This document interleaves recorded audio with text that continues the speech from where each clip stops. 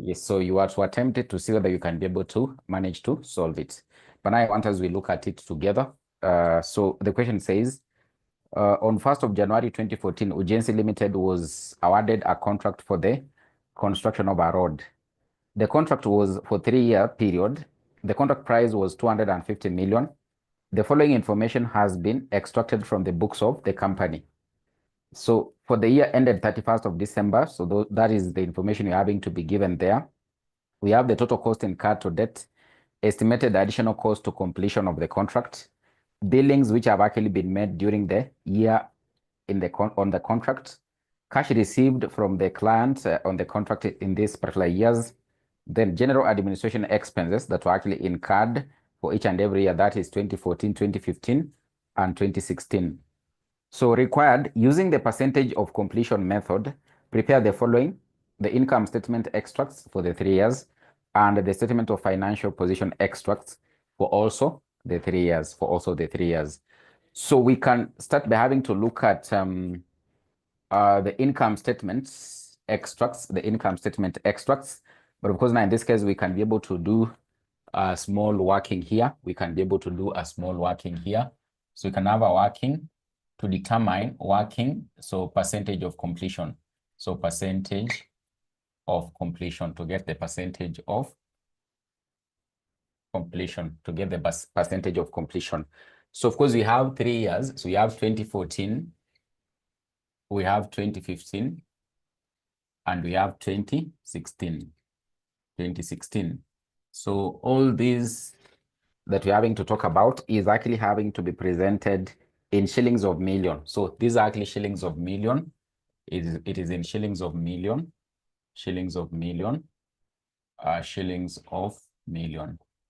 So to get the percentage of completion, we said you'll take the cost to debt. So the cost to debt, then you add any additional estimated costs to completion, any additional estimated costs to completion, any additional estimated cost to completion of the contract. So then in this case, you can actually be able to get the total estimated cost. You'll get the total estimated costs. And in this case, in the question, for the cost to debt, cost incurred to debt, you've already been given. So this one is actually 80, this one is 170, and this one is 220. Remember, I told you the previous question we had, we were not given the costs to debt. We are just given the cost incurred in the year. So it means we were having to sum up to get for the second year and of course for the third year. But here, you've already actually been given. So also the additional estimated cost to completion have actually also been given. So for the year 2014, it is actually 120 million. And of course, for the year 2015, it is actually 90. For this particular year, we don't have. So when you add the two, actually you add, so this is additional. So this one becomes 200 million. And this one becomes, is it 260? 260 million. This one becomes, in this case, 220 million. So to get the percentage of completion, so we said you will take the cost to debt, you divide by the total costs. So the costs to completion, the percentage of completion.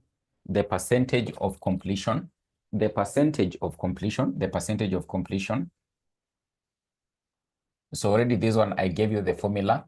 So we said in this case, you take, this one is equals to the costs to debt. You divide by, in this case, the total estimated costs. So for each and every year. So it means for this particular year, we likely take, in this case, 80, you divide by 200. 80 divided by 200, and then you multiply by 100%. Of course, you multiply by 100%. This one, you'll take 170, you divide by 260, you multiply by 100%. This one, you'll take 220, you divide by 220, you multiply by 100%. So what is the percentage of completion here in the year 2014? What is the percentage of completion here in the year 2014?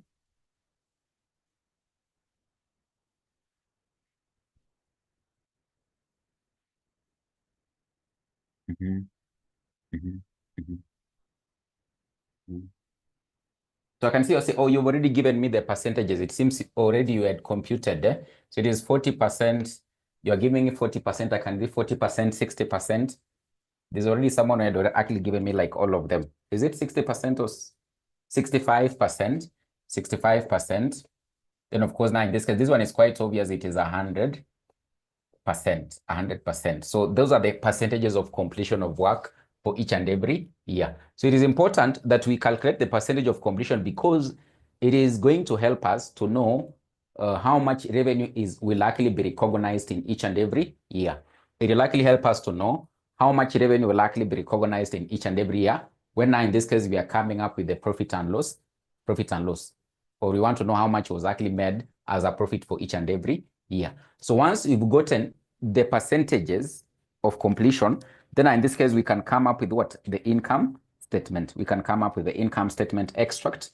With the income statement extract, we can come up with the income statement extract. We can come up with the income statement extract. We can come up with the income statement extract. So the income statement extract. So but now in this case, you can just be able, before you start with the income statement extract, let's just get the revenue recognized for each and every year. Revenue recognized. Let's get the revenue recognized for each and every year. So for the first year, since we've actually been told that in this case, you've been told the contract price is likely 250 million. So it means in the first year, we'll likely be able to recognize 40% of 250 million of 250 million. In the second year, we'll likely be able to recognize 65%. So let's see, 65% of 250 million of 250 million. Then in this case, in the final year, we'll likely be able to recognize 100% of 250 million. 100% of 250 million. So when you do the computation, how much revenue will we be able to recognize here? It should be able to come to 100. So because this 4 by 25 is 100, this one is 100. So that is the revenue that will be recognized here. What about this particular second year? The second year, it will be 162.5. So 162.5. 162.5. This one will be 250. So 100% of 250 you get in this case that amount of 250. So once we know the revenue recognized, this one is the one that actually ends up having to help us to come up with the income statement, because that is the first item that you start with. Whenever in this case you are getting the income statement extracts. So if you are getting the income statement extract, that is the first item that in this case we likely start with. So once you have these ones, then now in this case we can now come up with the income statement extract. Income statement extract. So hope you've been able to copy this one. So already you copied. Revenue recognized is this one. So you can come up with the income statement extract. So of course, you say ujenzi, you present your work so well. Ujenzi Limited, income statement extracts. They are simply extracts. So it's not a complete one because we are just dealing with, for example, this particular specific contracts in the income statement. Extracts for the year ended, for year ended. Of course, we have 3 years here. So we have in this case 2014. So 2014, 2015, and 2016. 2015 and 2016. So that is what you have. That is what you have. Remember, in this case, we are dealing with shillings in millions, so they are not cows. So it is shillings in millions. These are not cows that are supposed to be vaccinated, but they're actually shillings in millions. They are not cows to be vaccinated, but they're actually shillings in millions. So we'll start with this particular figure here. So revenue recognized. Revenue revenue recognized, which you've already computed. So you just take, in this case, 100 million. You take 162.5 million, 162.5 million and 250 million. Then we less the costs that were actually incurred to debt.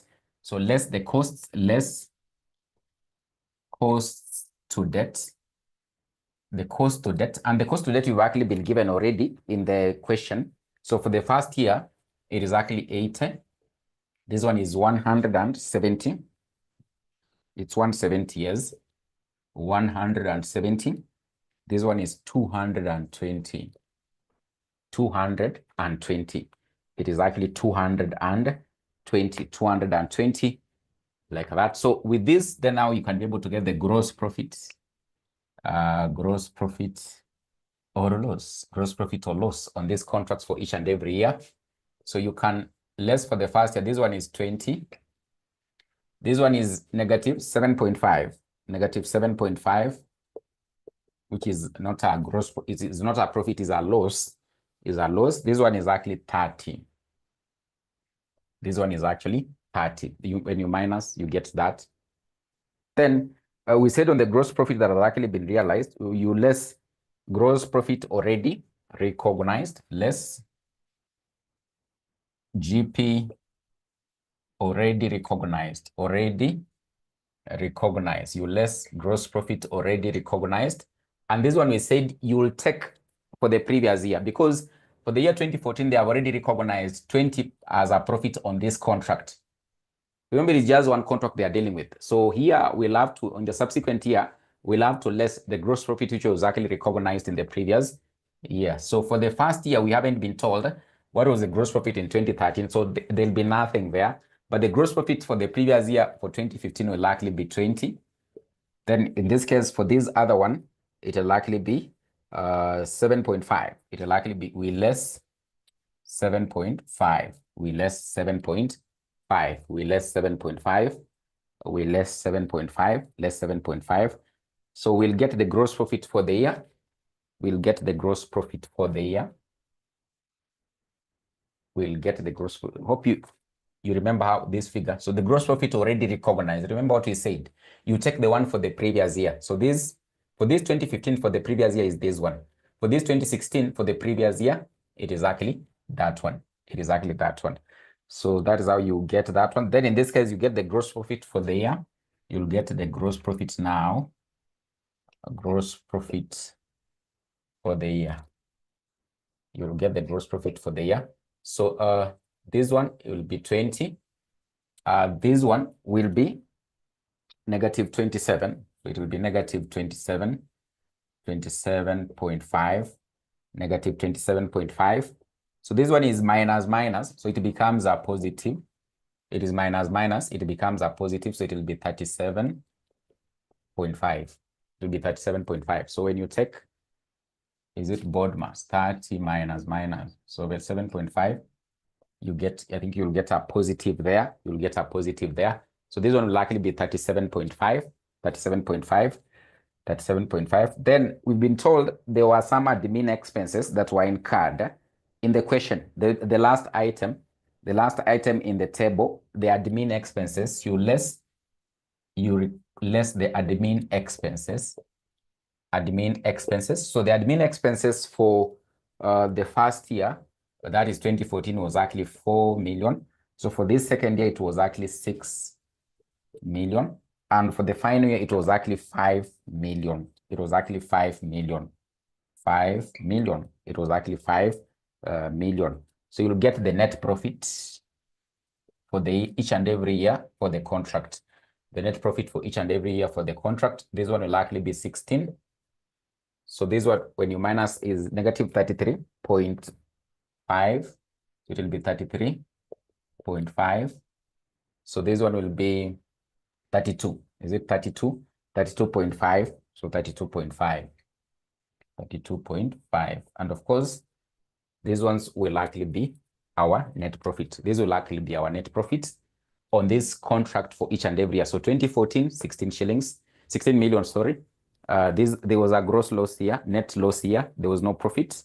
But for the year 2016, there was a profit of 32.5 million, 32.5 million, 32.5 million, 32.5 million, 32.5 million. So that is how, in this case, you come up with the income statement extract for Ujenzi Limited for each and every year, 2014, 2015, and 2016. Then now, in this case, we can get the statement of financial position extract.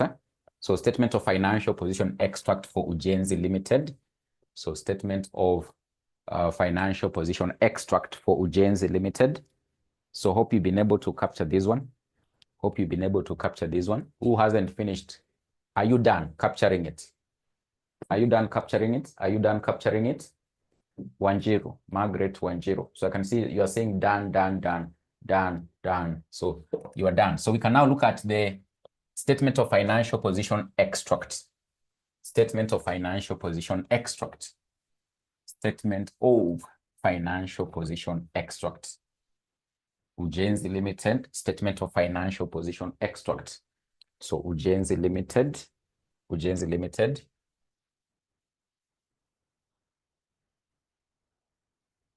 So statement of financial position extracts. As at, suppose there are 3 years. So you have, in this case, 2014. 2014, you can put the year here. 2014, 2015, and of course, 2016. 2014, 2015, and of course, 2016. So we have shillings in million, shillings in millions, shillings in millions. So shillings in millions. So we said for this one, you start with the cost to debt. You start with the cost to debt. Cost to debt. And of course, the cost to debt you are given in the question. You are given in the question, which is actually 80, 170, 220. So on this one, you add the gross profit to debt, the gross profit to debt. So the gross profit to debt is what you've realized as the gross profits in the income statement. So if you look at the income statement we've just computed up there, Apple Jew, the gross profit for the year 2014 was 20. It was 20. It was actually 20. So this one you add. You add the gross profit to debt. It was actually 20. So for this one, it was 7.5, which was not a profit but a loss. For this one, it was 30. It was 30. It was actually 30. It was actually 30. Then you less the cash they have been paid to debt, less cash received to debt. You less the cash they have actually been paid to debt. So the cash received to debt, you've been given in the question there. So in the question in the table, you can see 80, 90, and 70. So 80, 90, and of course now in this case, 70. So with this, we said when you compute this one, you'll be able to get the WIP or the work in progress. Work in progress. You'll get the work in progress, or what we refer to as the WIP. The WIP that the contractor will be carrying forward to the coming year. The WIP that the contractor will be carrying forward to the coming year. So I think this one is 100 minus 80. It is 20. This one is 20. This one is 20. So this one is 170 minus 7.5. I think it is 162.5 minus 90. Minus 90. Is it 72.5? Is it 72.5? 72.5. Is it 72.5? So let's see what has happened here. So the cash received on the contract in the year. So there's something I've noticed there. So these particular figures are wrong. So these particular figures are wrong. These particular figures are wrong. These particular figures are wrong. So remember, we've been told in this case, it was cash received on the contract in the year. not to debt. But remember, you are saying cash received to debt. So in the first year, it was actually in this case how much? 80. So it means the cash received to debt for the year 2015 will be how much? The cash received to debt for the year 2015 will be how much? It will be 170, then 240. So thank you very much. 170, 170. So for the final year, it was actually 70. So we add 70 here. It will actually be 240. 240. So we can be able to correct that one. So the cash received to debt, because what we've been given in the question is the cash received in the year. So in each and every year, but here we are lessing the cash received to debt. So in the first year, 2014, waliwalipa, huyu client alimlipa 80. In the second year, akamlipa 90. Inamaanisha, when you combine the 2 years, by the end of the year 2015, itakuwa 80 plus 90. By the end of the year 2016, itakuwa 80 plus 90 plus the final amount, which is actually 70. So it becomes 240 to debt by the year 2016, and kwa amemlipa 240. So you can be able to make that adjustment before, in this case, we get now the WIP, or the work in progress, the work in progress. So the work in progress here, it means it will be 7.5, which is actually a negative, Then in this case, the WIP for the final year, it will be 10. I think it will be 10. It will be 10 like that. Then we can, in this case, our trade receivables or trade payables. So we say to get the trade receivables or trade payables, you take the billings, the billings to debt, you less the cash received to debt, less cash received to debt. So the billings to debt you've actually been given. When you talk about billings to debt, is what this contractor had billed the client to pay. So what he had billed the client to pay in this case, for the year 2014, it was actually, so we are being told that the billings made during the year on the contract, it was 90, 160. So in the first year, it will likely be 90. Then in the second year, they billed 100. So it means for the year 2015, the billings to debt will be how much? For the year 2015, the billings to debt will be how much? It will be 190. It will be 190. It will be 190. And the billings to debt for the year 2016, the billings to debt for the year 2016 will be how much? Because in the year 2016, they billed how much? 60. It will be 200 and, so the billings for the year 2016, it was actually 60. It will actually be 200 and, is it 50 or 60? 250 or 260? Is it 250 or 260? Irene, 250 or 260. So the billings for the year 2016, it was actually 60. It means it will be actually be 250. 250. So in this case, for the cash received to debt is already here, which you've already computed. So it means in this case, this one is 80. This one is 170. This one is 240.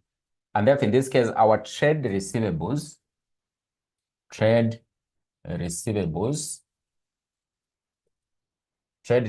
here, it will be 10. This one will likely be 20. And this one will likely be 10. So that's what you'll be able to recognize as trade receivables in the statement of financial position extract. So it will be 10, 20, and 10. And of course, now in this case, you can see this one is similar to this one. So we said in this case, this is the work in progress in the final year. So it means this work by the year 2016, huyu contractor hakuwa amefanya. So inamaanisha hakulipwa. So bado anadai. So from the client, there's still a receivable of 10 in terms of the contract price, because the reason is because he hasn't performed this work. Maybe ili delay kavuka mwaka kidogo 2017. There are timings in terms of the contract hazikuingiana. Kulikuwa amebakisha, it was a road. Maybe what was actually remaining is to put markings on the road. That is what was actually remaining. So they had to carry it forward to the coming year. So they were not paid until they completed. So you can see the work in progress here is 10. And of course, what he's still having to claim is actually what? 10.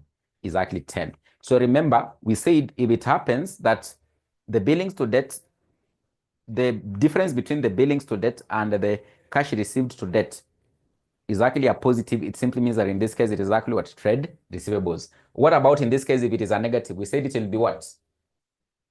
What about in this case, if it is actually a negative? This one is a negative. We said it will be what?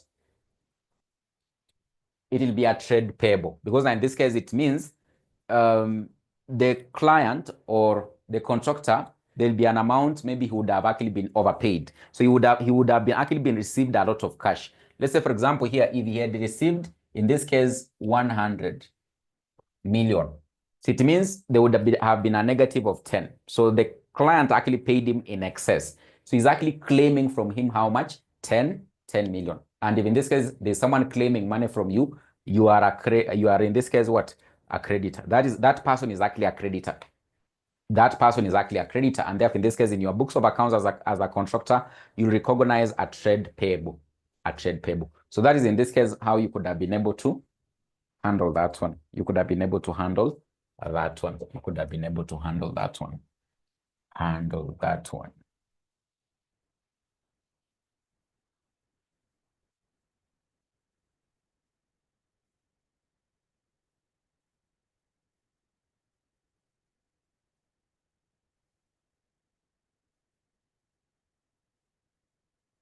Yeah, so there's another one which I told you you have a look at it. I don't know whether you were able to look at it, but I think we'll be able to look at it later on, maybe when we are doing blocks or something. But I want us now we look at just still the same topic, topic number two.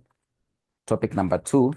I want us to start looking at, we look at another area which they might end up having to also test in the exam.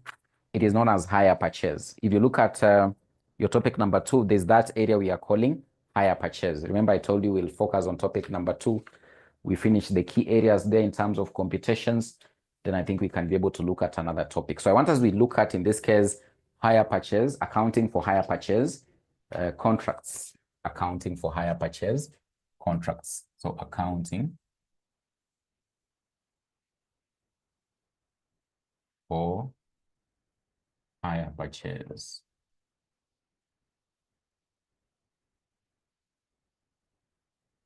Accounting for hire purchase, contracts.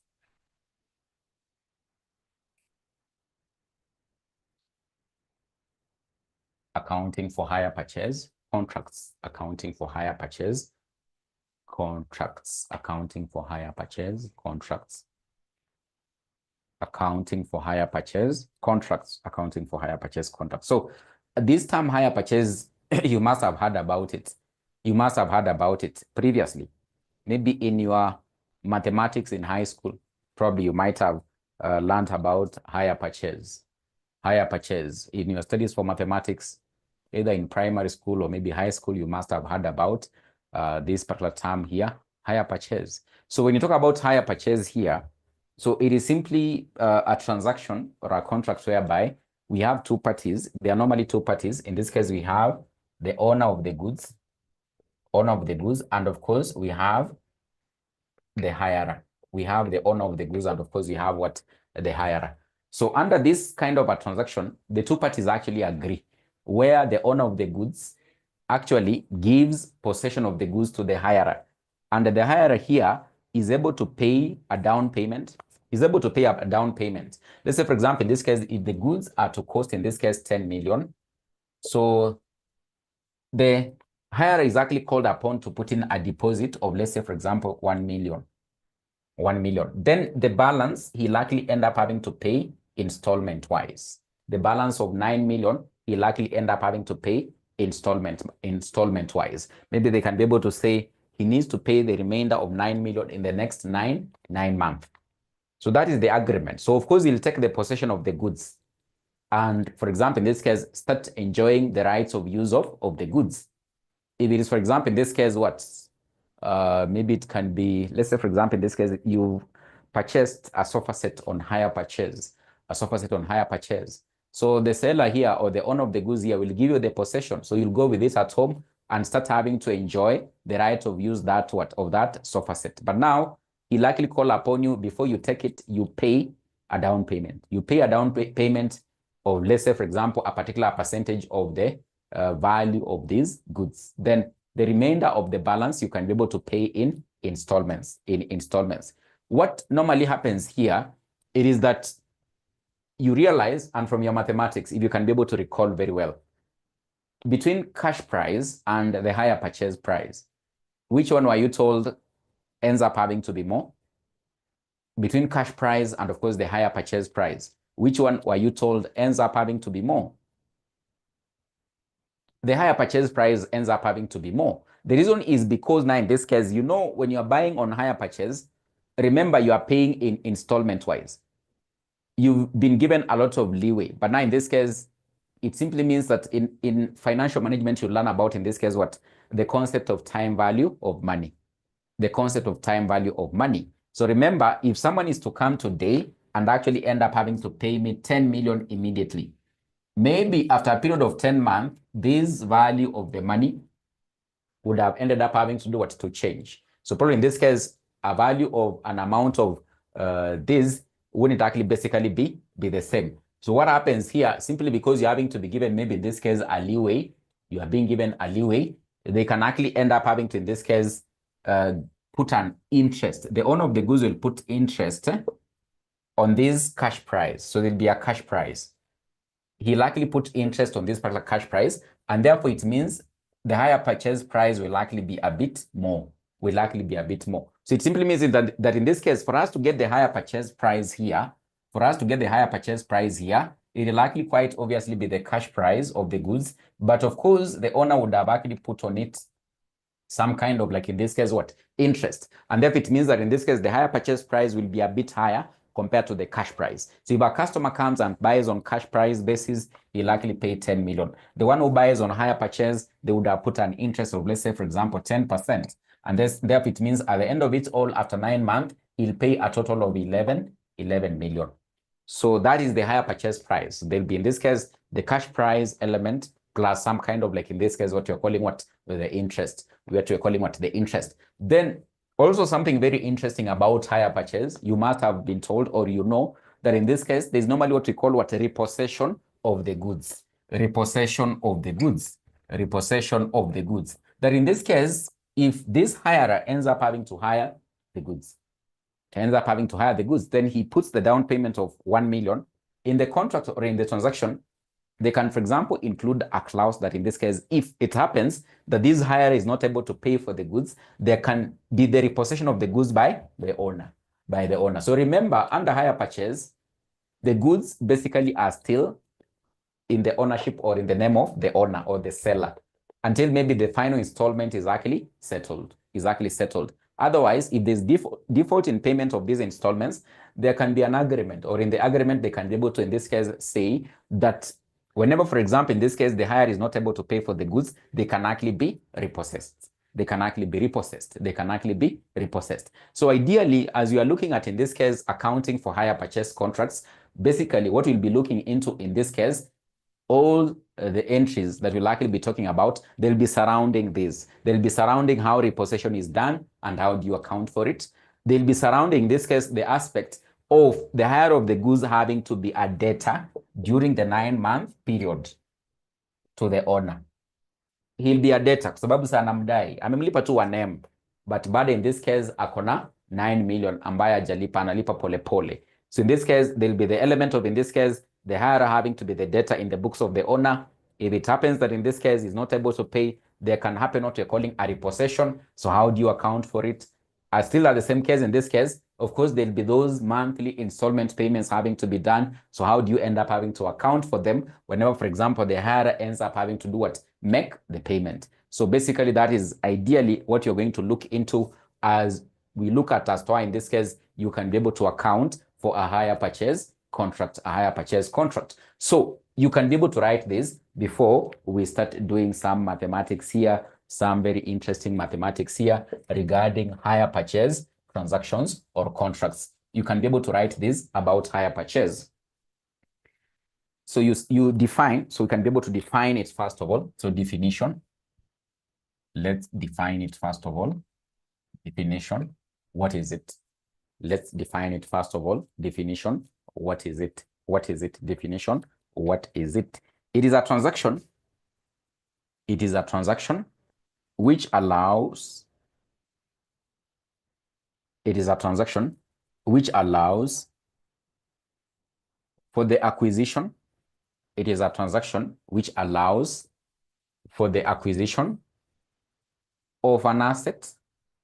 It is a transaction which allows for the acquisition of an asset.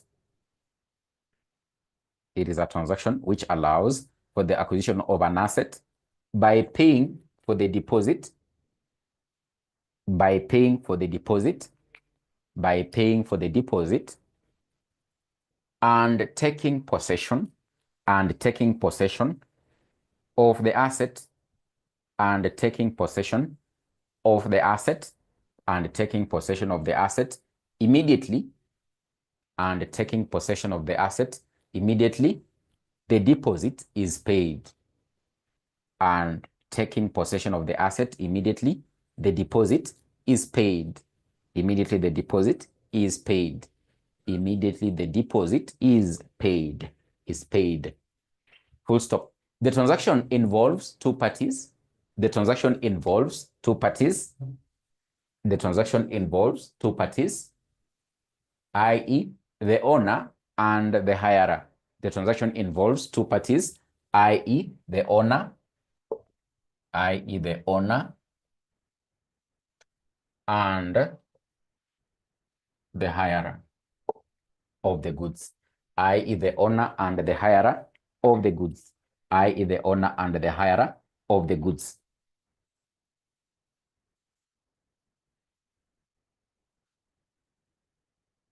The owner of the goods, the owner of the goods, the owner of the goods. Then you write this, then you write this. You can be able to write this. You can be able to write this. You can be able to say higher purchase price is equals to higher purchase price, higher purchase price is equals to higher purchase price is equals to deposits, deposit plus higher purchase price is equals to deposit plus all installments, all installments, all installments, or you can be able to say, or you can say, so the higher purchase price is normally what they have agreed, like what you're having to say, 1 million plus the 9 million of the other amount, or you can be able to say higher purchase price, higher purchase price, or you can be able to say higher purchase price is equals to the cash price, what you just indicated there, the cash price plus interest, the cash price plus interest. So this deposit plus all the installments will comprise of this, the cash price plus some interest which they have put on it. So if they have put the interest, and of course now in this case it is coming to 11 million, then they agree how much will be the deposit. Maybe in this case the deposit will be 2 million. Then the remainder of 9 million, they'll be able to pay in installments of 9 months. So we can also be able to say, or the higher purchase price is equals to the cash price plus the interest, And of course, I've already been able to indicate that whenever the goods are having to be sold on higher purchase basis, it means they won't sell at the same price as cash price. So the customer who comes in to buy at cash price won't pay that exorbitant price compared to that one who pays under higher purchase. That one who pays under higher purchase, under higher purchase. Under higher purchase.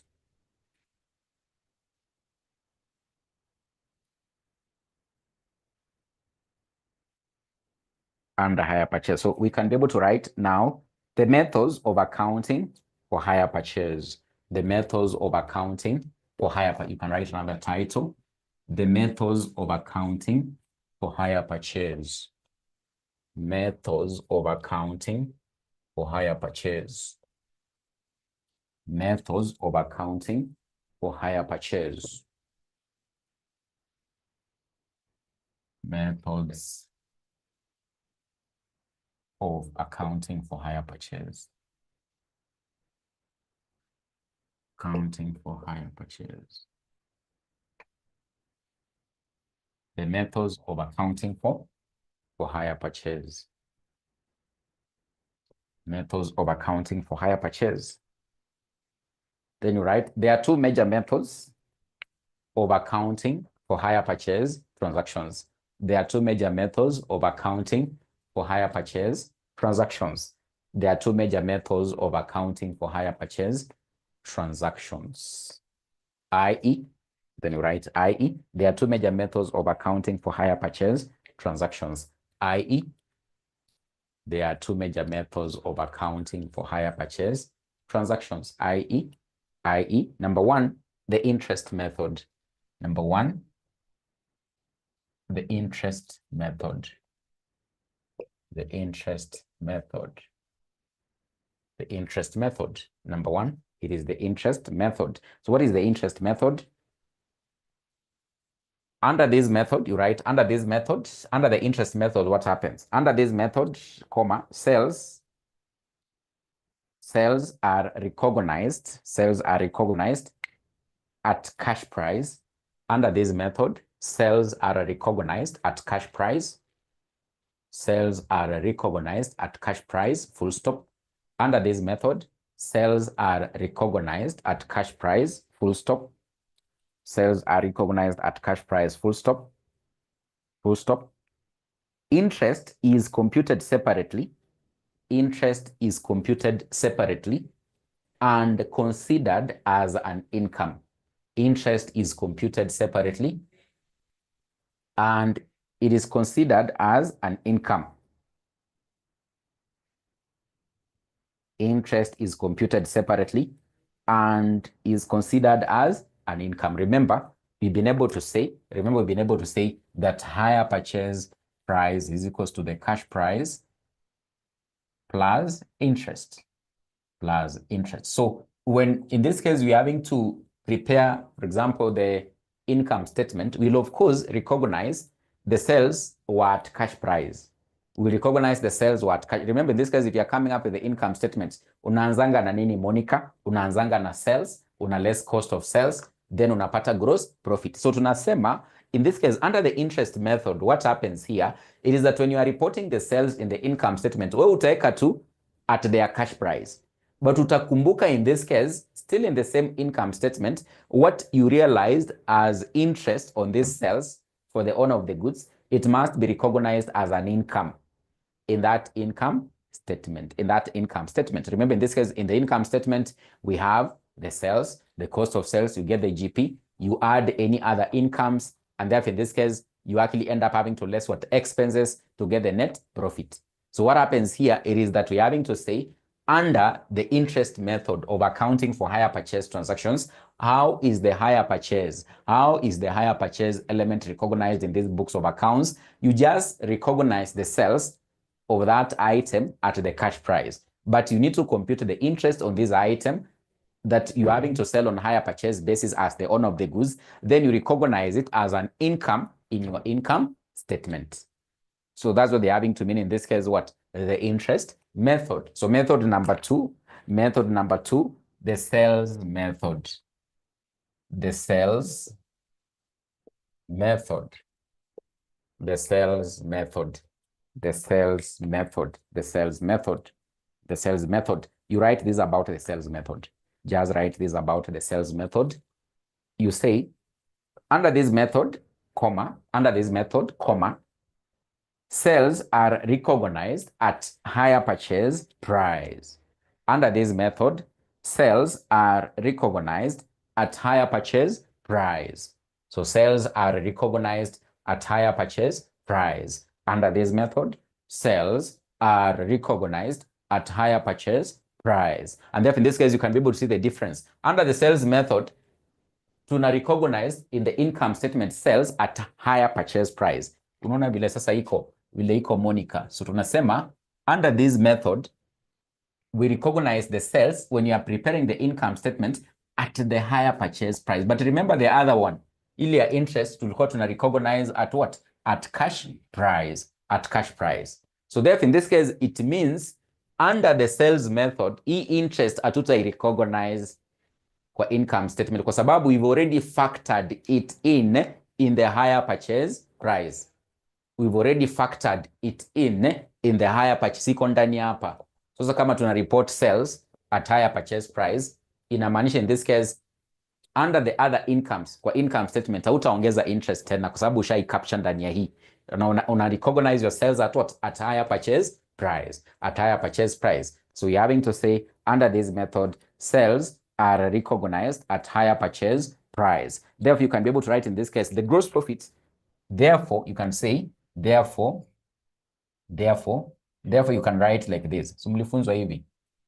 Unaweka dot tatu. Therefore, the gross profit will be equal to, higher purchase price minus the cost of sales. Higher purchase price minus the cost of sales. Higher purchase price minus the cost of sales. So that's how in this case you'll be able to determine the GP. Then you write in this case, interest is not recognized. Interest, you finalize. So once you've written this, therefore the gross profit will be equal to higher purchase price minus the cost of sales. You write another final sentence hapo before tuanze kuangalia which kind of accounts are prepared. You write and say, interest is not recognized as a separate income.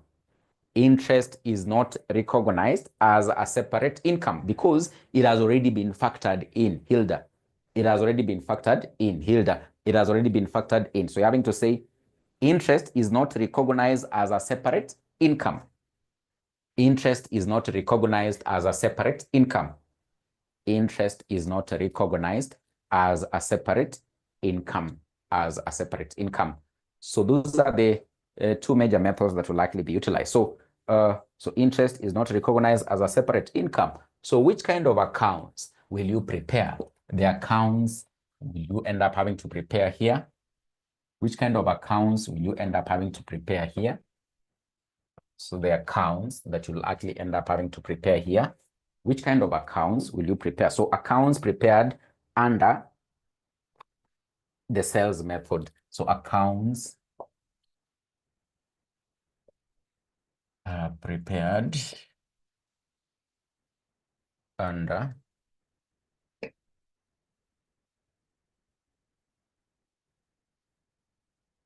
the sales method, So you can write this case number one, we have the debtors account. Number two, we have repossession account.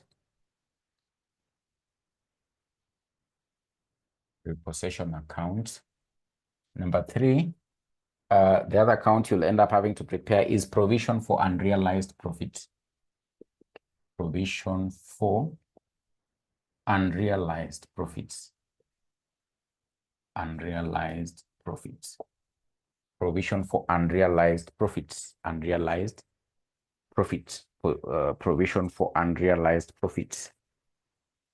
for unrealized profits. So these are the kind of accounts you'll likely end up having to prepare.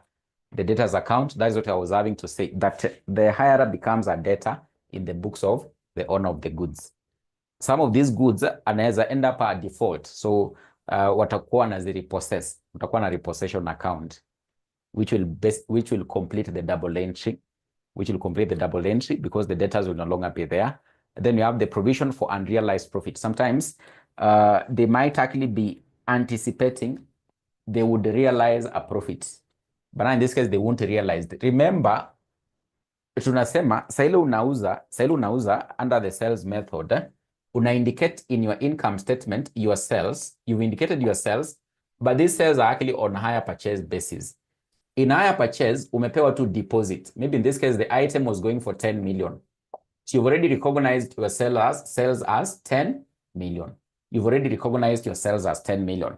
But of course, on this 10 million, wamekupatia tu maybe in this case, how much? Maybe 2 million as a deposit. So wewe ulikuwa ushaandika kwa income statement yako kwamba in this case, utapata 10 million on that item that you sold on higher purchase because you are reporting your sales at higher purchase price. But in higher purchase, you've not been given this 10 million. Umepewa tu deposit. So inamaanisha kuna 8 million iko nje ambayo sasa tunai account ndani ya debtors. But remember tumesema kinaweza umania huyo mwenye amehaya hizo nini. Labda alikuwa amehaya kufurahisha tu watu, ati nyumba yake inang'ara sana, ako na sofa sets. Anahaya hivi, anagundua kulipa hizo sofa sets si mchezo. So kinamuumania, inabidi uzichukue, you repossess them. Remember, you are anticipating to get 10 million. But in this case, it means you haven't gotten the 10 million. So it means there's some kind of, like in this case, profit you haven't realized. Remember, vile ulienda na hizi sales, ulienda ukatoa cost of sales hapo, si ndio? Ukakuja ukapata GP. But sasa kwa hii 10 million kuna zenye umerudishiwa. Kwa hii GP inamaanisha kuna ile ukupata. Kama ulikuwa usha recognize in your books of accounts, of course, the month of January, February, things were going so well for him. He was paying the installments. So there was no any anticipation that this profit cannot actually be realized. But later on, kikamumania, kikamramba, ikabidi akurudishie. So what you had recognized as a profit, you've not realized it. So therefore, in your books of accounts, you must be able to eliminate this particular unrealized profit that you'd already recognized on the sales of higher purchase sales. On the higher purchase sales. And therefore, the importance of having to come up with these accounts, the higher it becomes a debtor. Sometimes you can repossess. So you need to maintain a repossession account. Then there can be some profit which you won't realize. Reason being, ulikuwa umemuuzia on higher purchase, usha recognize your profit, but ameshindwa kulipa. Kwa hii 10 million, amerudisha. Sasa inamaanisha hizo goods as what you had actually recognized as part of your sales, kimeumana, kimemramba, labda amelipa tu deposit peke yake, hiyo tu ndio itakuwa part of the profit. But the other one, you have to eliminate it. So it will be unrealized profit. And of course, we are going to see how do you determine this unrealized profit whenever now in this case, you start having to come up with the income statement of the owner of the goods under higher purchase transactions, So of course, we are talking about in this case, the debtors account. So debtors account itakaa namna gani? So we can look at how the debtors account will look like. How will the debtors account actually look like? So debtors account itakaa hivi. So we can have the debtors account.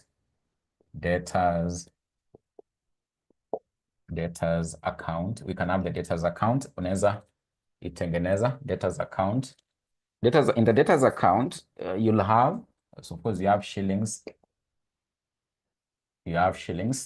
In the debtors account, in this case, we'll have the balance brought down, which has actually been brought down at the start of the year. You'll put the amount there. Then, of course, now in this case, there'll be sales. So sales will actually increase the debtors. So unaona hapa. Of course, umemuuzia on higher purchase, but haja kulipa sana kuwa debtor. So it increase your debtors hapa. But of course, during the year, maybe some of these debtors may become bad debts. So ukiwa na debtors, kuna wale uliuzia, hawakulipa pesa yote, wakahama, wakaenda out of the country. Saizi ukiwapigia ni mteja, so you won't collect. So there'll be bad debts amongst these persons you sold on higher purchase. So there'll be bad debts. But of course, pia watakuwa na kulipa. Si watakuwa na kulipa installment wise, ulikuwa umewauzia on higher purchase, but sasa wameanza kukulipa. So hizo debtors zinaendelea zikipunguka. So in this case, you'll actually end up having to reduce them by the cash received from these persons who are buying on higher purchase. Then maybe unaweza repossess. So repossess, data anapungua. For example, kama ulikuwa unamdai hiyo 10 million tunasema, then hizo goods amekurudisha, umerepossess. So huwezi kuendelea kumdai hapa as a debtor, as that higher of the goods. So if you repossess, it actually reduces. When you repossess the goods, it actually also reduces your debtor. So there can be repossession that has been done. And therefore, in this case, it will reduce your debtors. So at the end of it all, you'll have like a balance carried down by the end of the year as to how much you haven't been able to collect from your hirers, from your hirer of your goods, who are actually your debtors as the owner of the goods. Remember, those who are purchasing the goods on a higher purchase, they become your debtors. Therefore, importance of maintaining this debtors account, sababu kuna repossession, wamekulipa, zimeongezeka. So you need to have this account. It will help you in this case to know how much are you anticipating to get from those who've purchased on higher purchase whom now in this case you recognize them as having to be your debtors as the owner of the goods. So these are basically the account itatokelezea. Tumesema kuna hii ingine inaitwa repossession. Huku kwa repossession nini kinafanyika huko? Huku kwa repossession, je, nini kinafanyika huko? Itakaa namna gani? Itakaa namna gani? Itakaa namna gani? So you can have the repossession account. So the repossession account. Repossession account. We can have the repossession account. So repossession account ndio hiyo. So remember tunaongelelea shillings. Tunaongelelea shillings. You're not talking about cows which are supposed to be compulsorily vaccinated. So we are talking about shillings here. So we need to indicate shillings. So in this case, we can have the outstanding balance. You can have the outstanding balance from this higher. So the outstanding balance, you'll be able to put the figure there. If there was any outstanding amount, you put it there at the start of the year. At the start of the year, then there can be maybe revaluation of the goods which have actually been repossessed. Maybe they have actually been revalued. It means it will reduce the outstanding balance here. The unrealized profits will also come here. Unrealized profit on these goods on hire purchase will also come here. Then we have in this case, if it happens that so we can have the total, If it happens that in this case, the outstanding balance is more than the revaluation and of course the unrealized profits here, you'll have a loss on revaluation. If it happens, the revaluation of the goods is more, you can get the goods, then when you revalue them, the value is actually a bit higher than even what you sold on hire purchase previously. Than even what you're having to claim from this particular debtor or the person who bought the goods on hire purchase. Remember, sa ile una repossess, kuna ile pesa alikuwa hajalipa. So alikuwa amelipa like 3 million. So ilikuwa imebaki 7 million. So that is the outstanding balance. So you repossess back the goods.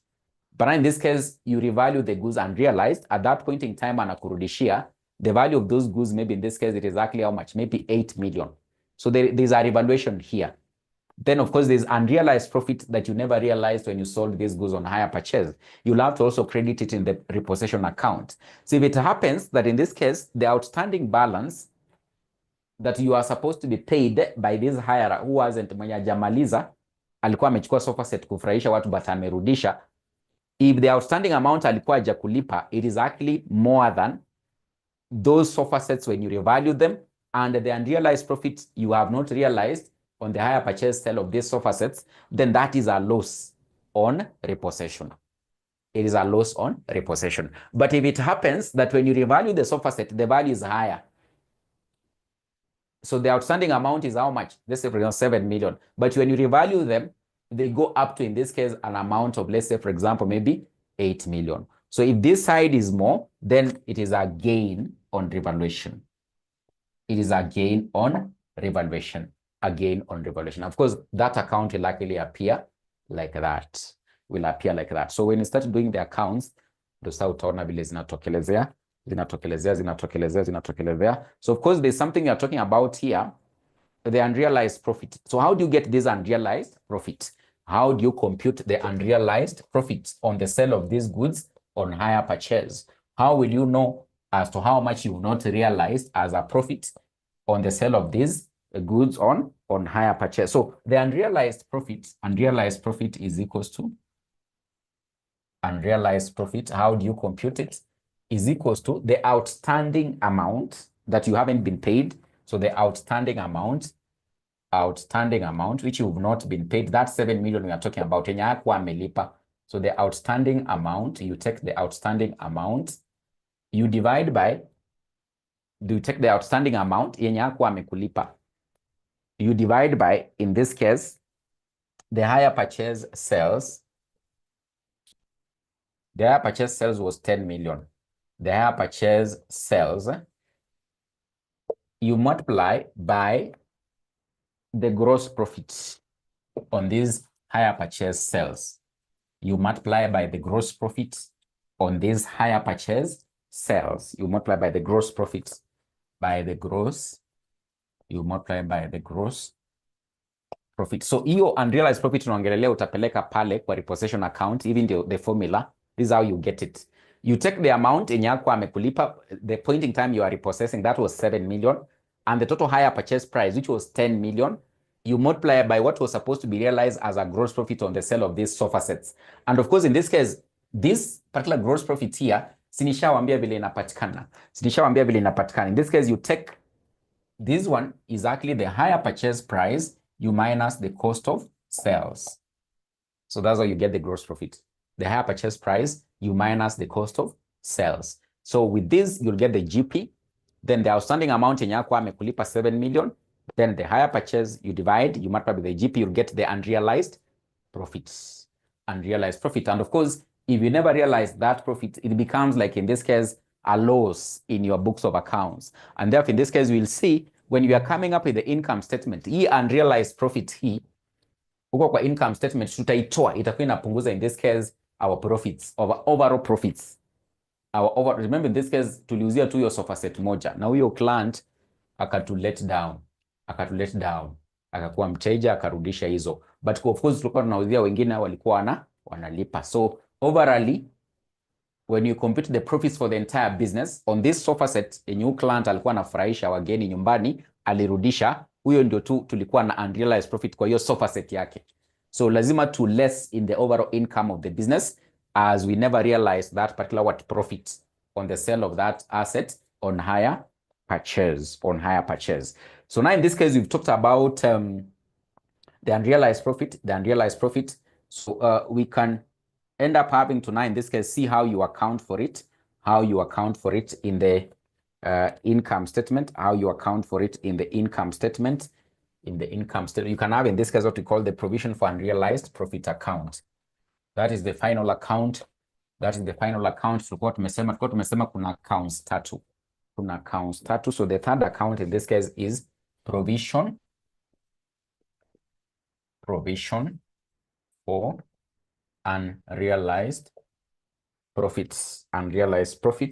Provision for unrealized profit account. This one, this is how you come up with it. So in this case, if there was any unrealized profits from the previous year, remember you have to indicate it is shillings in millions. So you'll have to indicate if there was any balance which was actually brought down from the previous year. You indicate it here. Then you remember the repossession accounts to make credit na unrealized profit. So umeona to make credit na unrealized profit. So utakuja hapa utadebit hapa, in this case repossession account. That is how you complete the double entry of this unrealized profit. So the repossession account, you'll put it here, that amount you've computed. Then you'll have the balance carried down. Remember, what you get as a difference, you can take to the income statement now as an expense. This will be the balancing figure. So you take the unrealized profit at the start, the unrealized profit at the end. You compute that unrealized profits for the year. Ile yenye tumetumia your formula, uiweke hapa. Then what you'll get as a difference, this now becomes the balancing figure, which you will take to the income statement, which yenye nimekuambia sasa itakuwa kama expense.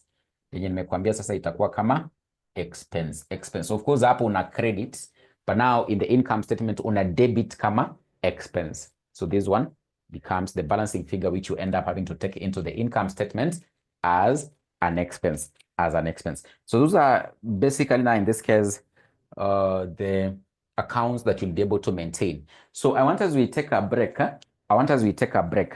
Of 5 minutes. We should be back by 7:30. When we come back, by the time we are coming back, I want us we see whether we can be able to look at this particular question here. You open it. So by the time, it means by the time we are coming after the break, you should have already been able to open it so that we look at how you eventually try to account for these higher purchase transactions. So open November 2017, question number 5. 5B. Open November 2017, question number 5B. So when we come after the break, we should be able to see whether we can be able to look at that question. So I think 7:30 will be okay.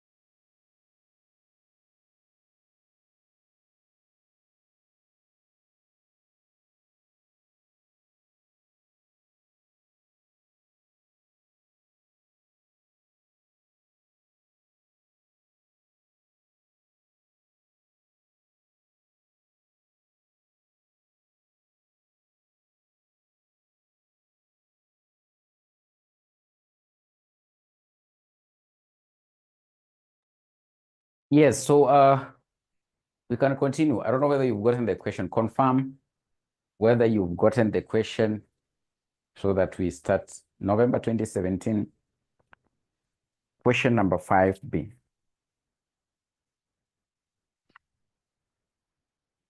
So confirm anyone who has gotten the question, November 2017, question number 5B.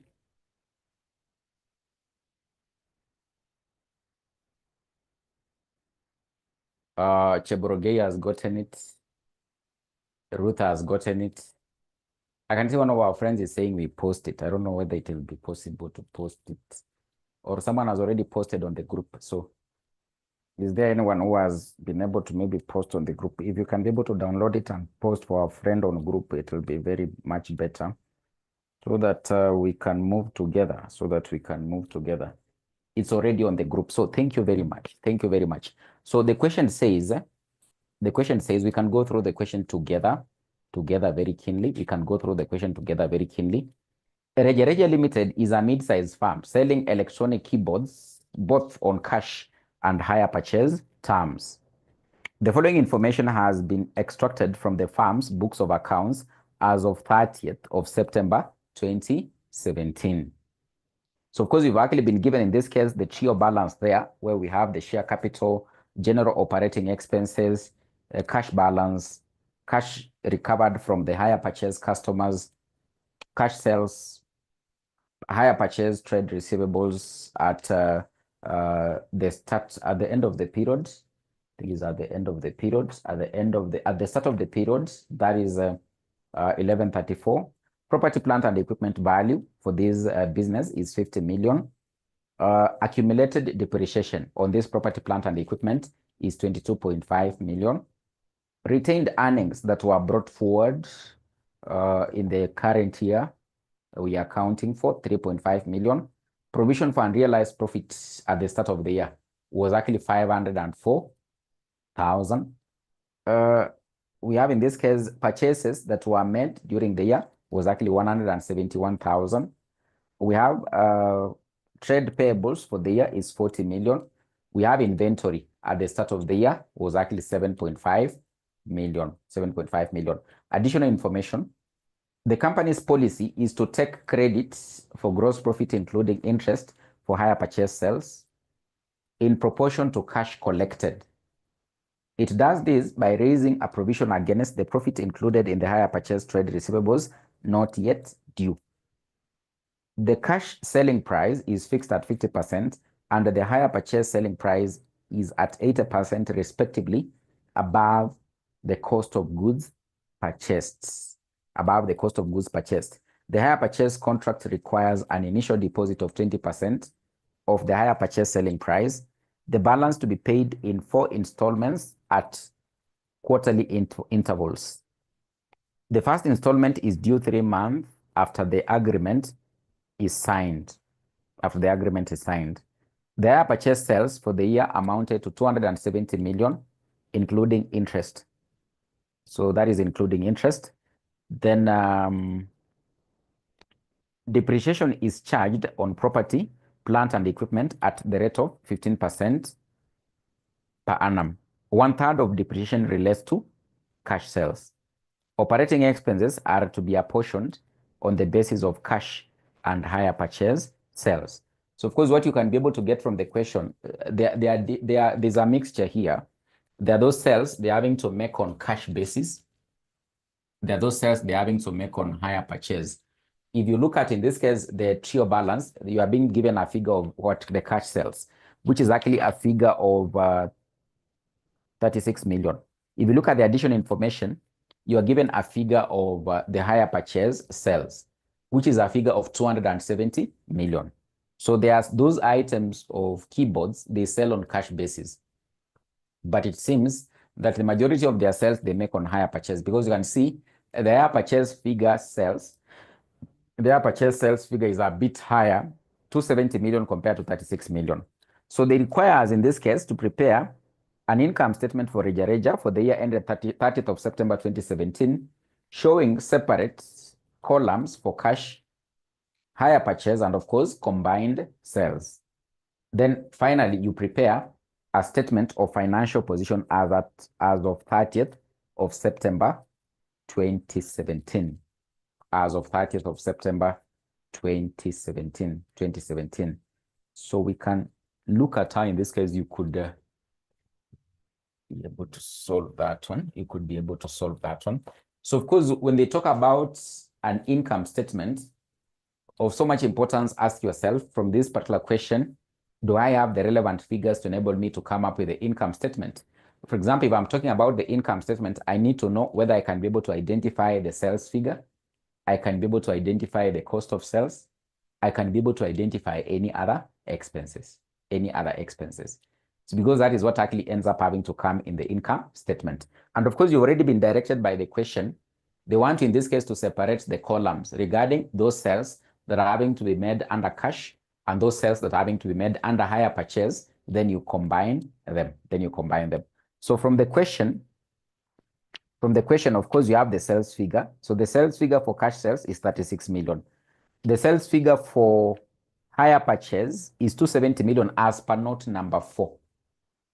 As per note number 4, you can be able to see the hire purchase sales figure is actually 270 million. The cash sales figure is 36 million as per the trial balance. But now, what we don't have in this case, for us to, for example, get the gross profit, we don't exactly know. So what could actually end up having to be like in this case, what? The cost of sales. We don't actually exactly know what could actually end up having to be like the cost of sales for these particular items of cash, or in this case, items of hire purchase. So we can start with the workings, do some workings here. Workings. So working 1, so we can determine the cost of sales.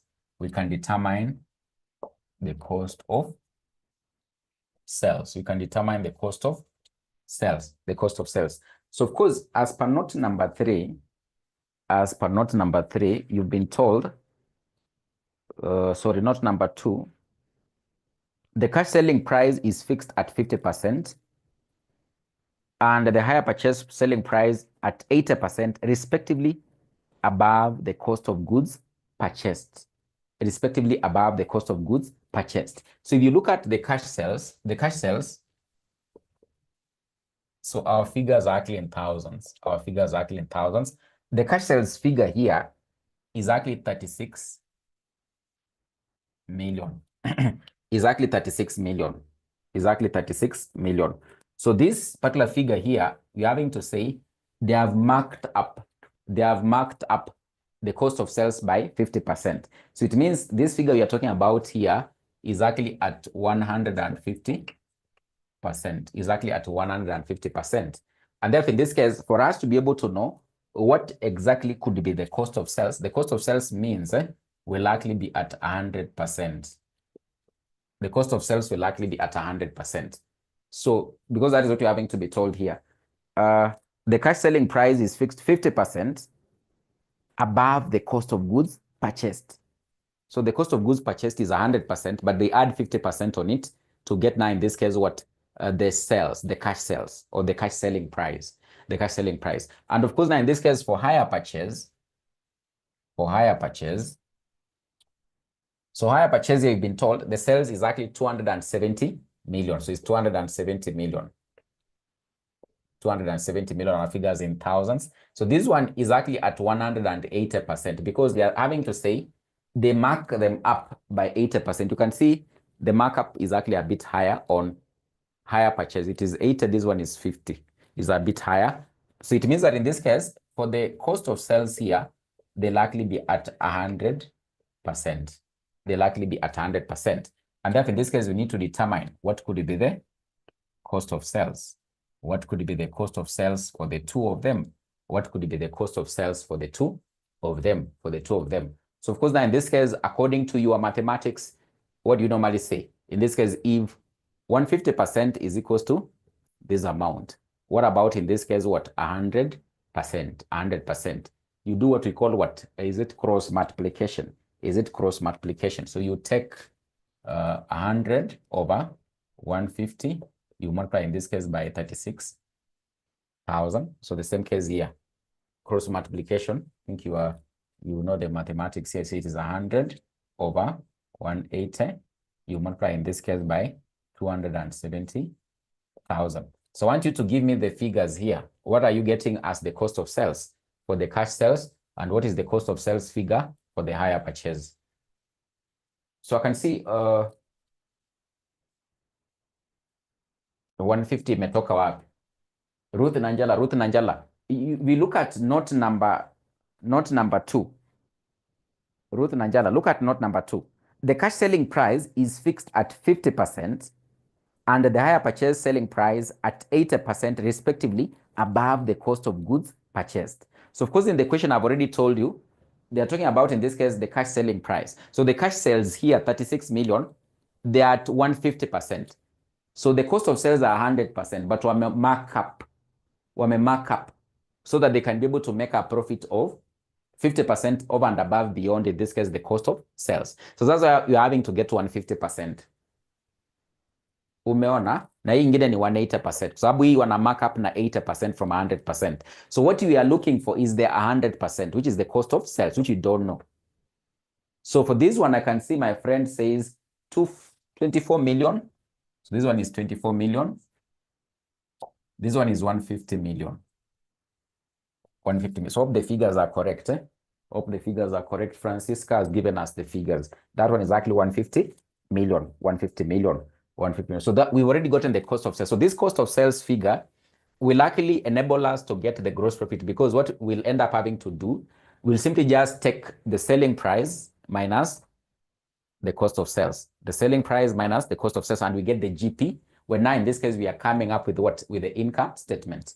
So to got tumepata cost of sales figure. So that note was helping us to get the cost of sales figure. So what is also of so much importance, is for us in this case to determine what is in this case the unrealized profit. Unrealized profit. Remember, nakumbuka hapo nimewaambia unrealized profit lazima tuangalie ni ngapi. Unrealized profit lazima tuangalie ni ngapi. Lazima tuangalie ni ngapi. Lazima tuangalie ni ngapi. But before this, instead of having to do this one first, wachana na hii unrealized profit kwanza. Wachana na kwanza. We can prepare, before you do the unrealized profit, we can prepare the debtors account. Let's prepare the debtors account. Debtors account. Before you do the unrealized profit, wacha tutengeneze debtors account kwanza. Wacha tutengeneze debtors account kwanza.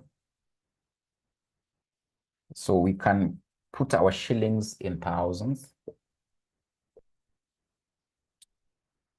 Our shillings in thousands. So let's do the debtors account first of all. So this is account first of all. So if we look at the trio balance, unaona trio balance hapo umeambiwa the hire purchase trade receivables as at 1st of October. 1st of October ndio mwanzo wa mwaka. So hiyo ndio balance brought down. So the balance brought down. Remember ile format yetu ya debtors. Kuna kale ka format nimewapatia. Unakumbuka ka format? Kalikuwa kanaanza na balance brought down. So in this case, the balance brought down as of 1st of October, which is the start of the year, is 1134. 1134,000. 1134,000. 1134,000. Then in this case, we said you include in the debtors account the hire purchase sales. Remember nimewambia ukifanya hire purchase sales ni kama umeuza tu na deni. Kama umeuza tu na deni. So in this case, it means that the sales here, for the hire purchase sales here, the sales figure here for the hire purchase, we have it. Ndio hii hapa. 270, tumepewa 270, exactly 270 million. Exactly 270 million. Then still in the trio balance, I think we've been given a figure of how much we were able to recover from the hire purchase customers. You can see a figure there in the credit side. Is the fourth item. The cash recovered from the hire purchase customers. So in our format, you remember I told you need to be able to put here how much I've received as cash. Ujua wakisema cash received inamaanisha walikuwa wanapunguza hizi. Tulikuwa tunauzia na hire purchase wakaongezeka kama debtors. But kuna zile pesa tumekuwa tukiwa push, kupiga masimu, kuwasumbua, kuwatembelea, eventually wanachangamka. Wakatulipa sofa 157 million 734. 734. 734. 734. So we said in this case, if it happens in this case, you have like any items you're having to be told were repossessed, you need to, for example, credit any bad debts that have actually been indicated, you need to also be able to indicate, but you haven't been told those ones.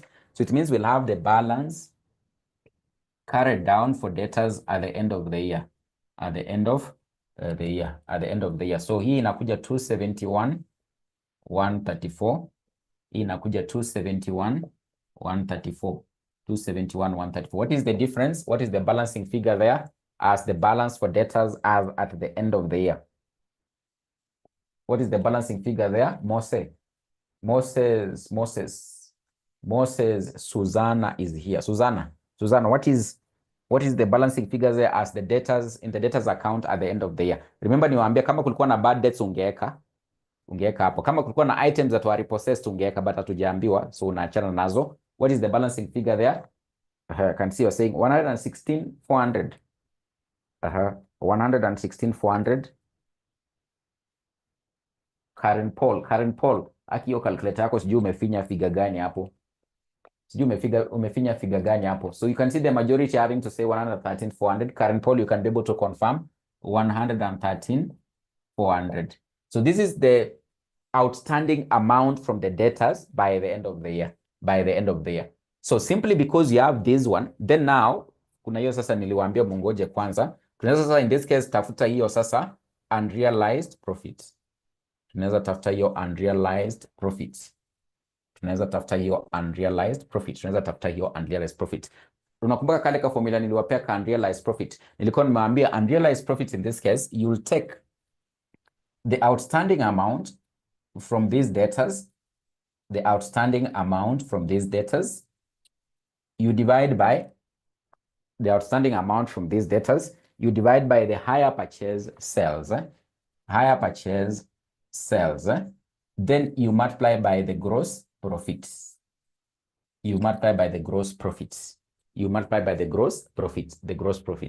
So the outstanding amount, you can see by the end of the day is 113,400. The higher purchase sales is 270.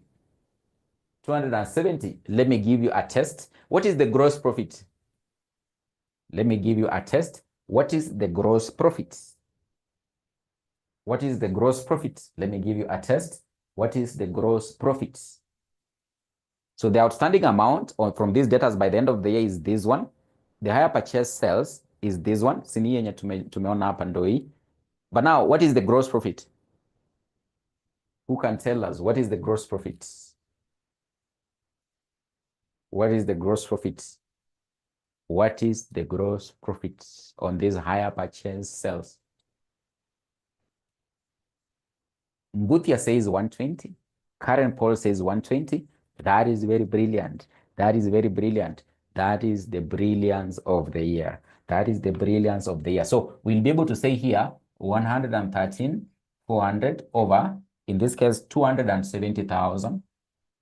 You multiply by the GP. The GP here, Nanjala, unachukua hii 270 minus 150. So GP tunasemanga, GP what tunasema in this case is equals to the sales, you minus the cost of sales. So this higher purchase sales is 270,000.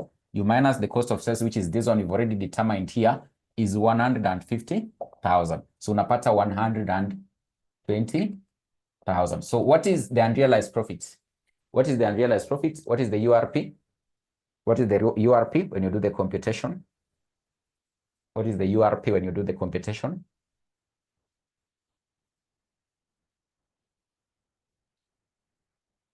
What is the URP when you do the computation?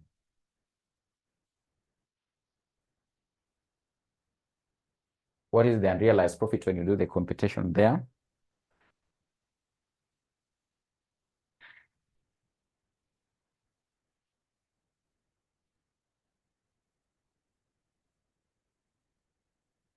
When you do the computation, what is the URP when you do the computation? It is 5,400. It is actually 5,400. 5,400. So you've already gotten the unrealized profits. The unrealized profits, which will likely end up having to help us to come up with the income statement, So, of course, there are other items you've actually been told. For example, in this case, if you look at note number 5, you've been told depreciation is charged on property, plant, and equipment at the rate of 15% per annum on costs. 1/3 of depreciation relates to what? To cash sales. So we can do the computation for depreciation on equipment. So depreciation, so working for depreciation. So it is actually at the rate of, in this case, 15% on costs. So exactly 15%. The cost of property, plant, and equipment from the question, from the trio balance. Ukiangalia trio balance, rudi tu kwa trio balance. Square na mbio mingi. So rudi tu kwa trio balance. Unaona property, plant, and equipment ni ngapi? 50 million. Na kwa hiyo note number 5, tumeambiwa wana depreciate property, plant, and equipment at 15%. So you'll take 15% of these 50 million. 50 million. Remember, our figures are in thousands. Our figures are actually in thousands. You take 15% of that, you'll be able to get 7,500,000. But remember, kuna vile wamekuambia hapo, remember tunatengeneza income statements mbili. So in this case, you are preparing the income statement for cash sales and of course for hire purchase sales. So you are told 1/3 of depreciation relates to cash sales. So it means in our income statement, when in this case, we'll be lessing the expenses, 1/3, so they're having to be told 1/3 of these will likely go to cash sales. So it means that in this case, for cash sales, this depreciation will likely be 1/3. You multiply by this, 7,500, which will likely end up having to come to 2,500,000. So it means for hire purchase sales, the depreciation will be 2/3, which will likely be the balance, which is likely 5 million. So in total, it will likely be 7.5 million, which is the total depreciation. So remember, when you'll be coming up with the income statement, we have to remember that of this depreciation, 2.5 itaenda kwa cash side column ya cash sales as an expense. If 5 million inabaki, itaenda kwa hire purchase column. Hire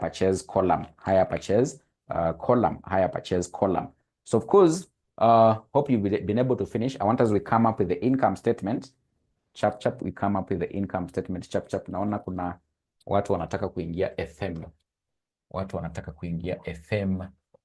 Kuna watu wanataka kuingia FM, but before tuende FM, aka ka concepts ka come up na income statement kasi tokome haki to come up nayo chap kasitokome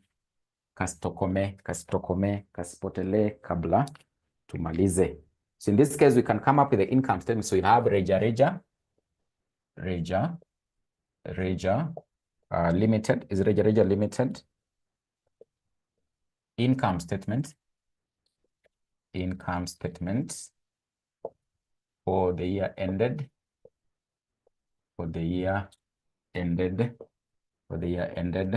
It is 31st of October, 30th of September 2017. In this case, umeambiwa you come up with the income statement for cash sales, hire purchase sales, then the combined. So there are 3 columns. There are 3 columns that you are coming up with. So you need to prepare. So remember, there are shillings in thousands. They are not cows for vaccination. So in this case, we'll start with the sales. So sales tuko nayo. Sales is kuleta shida. Sales tulikuwa tushapewa haki. So Nanjala, tulikuwa tumeambiwa hii ya cash sales ni 36 million. Hii tulikuwa tumeambiwa ni 270 million. Tulikuwa tumeambiwa ni 270 million. So the total there, I don't know how much you're having to get. I think you should be able to get 306 million. When you add the two, I love cost of sales. Hilda, tulikuwa tumecalculate haki. Cost of sales kwa kiwani tumefanya haki, tumefanya. Hii nimeona mkanipea figure ya 24 million. 24 million. Hii mkanipea a figure of 150 million. When you add the two, inakuja 174 million, like that. So we can be able to get the gross profit. Gross profit virahisi to the difference. So the difference here is 12 million. The difference here is 120 million. The difference here, you add the two, I think it's 132 million. 132 million. Then, of course, we have to recognize any other expenses. We have to recognize any other expenses. Ukiangalia in this case, compute depreciation hapa under working 4. So kuna depreciation. It is under working 4. So we less expenses. We less the expenses. Depreciation under working 4. In this case, it is how much for there? It is 2.5 million. This one is 5 million. So total is 7.5 million. 7.5 million. 7.5 million. Then you can go to your trio balance and try to identify any other expense we might be having. And of course, the other expenses we are having here, it is the general expenses. General expenses, I think you've been told the amount is 65 is the second item in the trio balance, 65 million. But as per note number, operating expenses are to be apportioned on the basis of cash and hire purchase sales. So in this case, we have general expenses. We have the general expenses, which in this case, the total is actually 65 million, is 65 million. But remember, you've actually been told that in this case, we are portioned on the basis of sales. So we'll take, in this case, for cash sales, so for general expenses, we can have, is it another working 5? For general expenses, apportionment,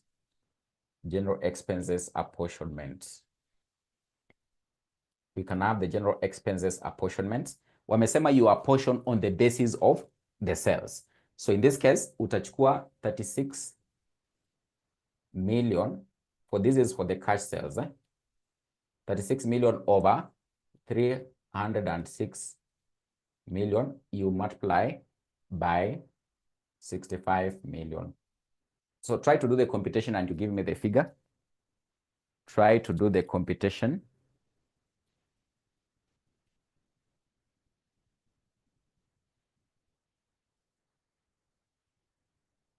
Try to do the computation.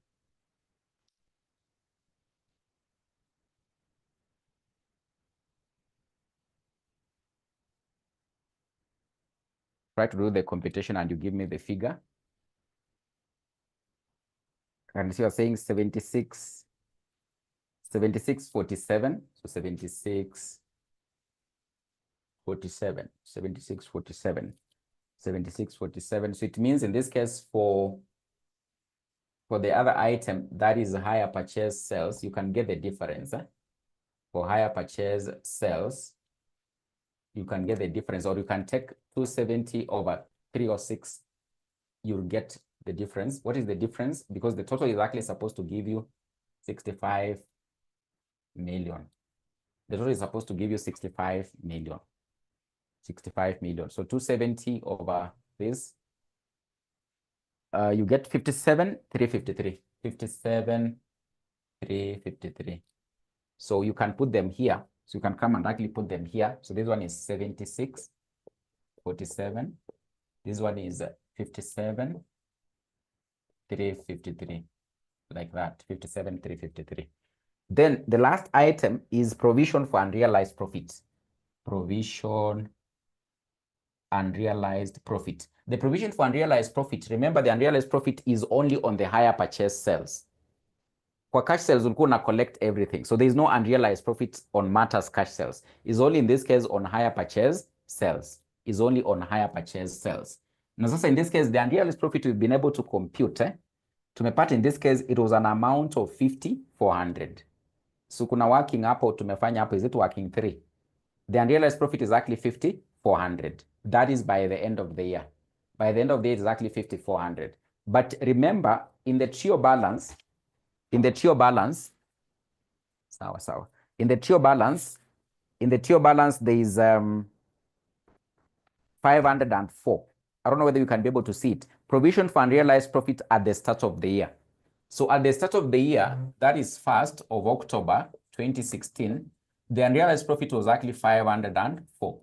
Then by the end of the year is what we computed. That is on 30th of September 2017. It was actually in this case an amount of 5,400.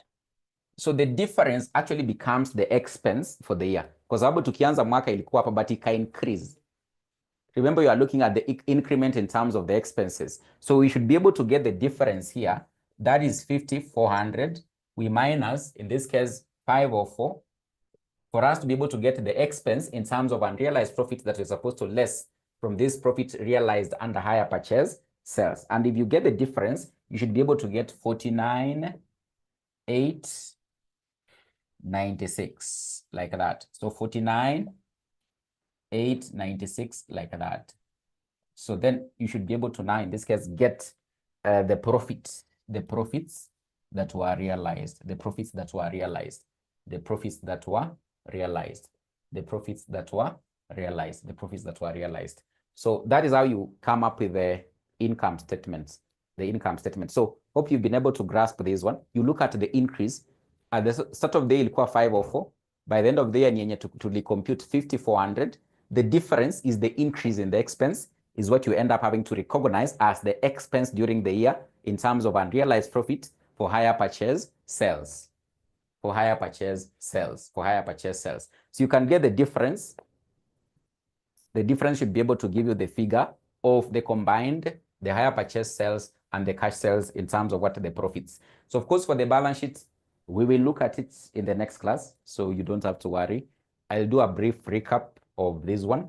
Then in this case, we should be able to look at the balance sheet in our next class as we look at another illustration on higher purchase, But try to comprehend what we've learned about higher purchase. You can reread it. You can review the video again to just be able to get a better understanding, because next time I look at another illustration, then we start looking at another area. So hope that is okay. So you can relieve some of you to go for the other classes. Otherwise, thank you very much. So let's catch up in the next class.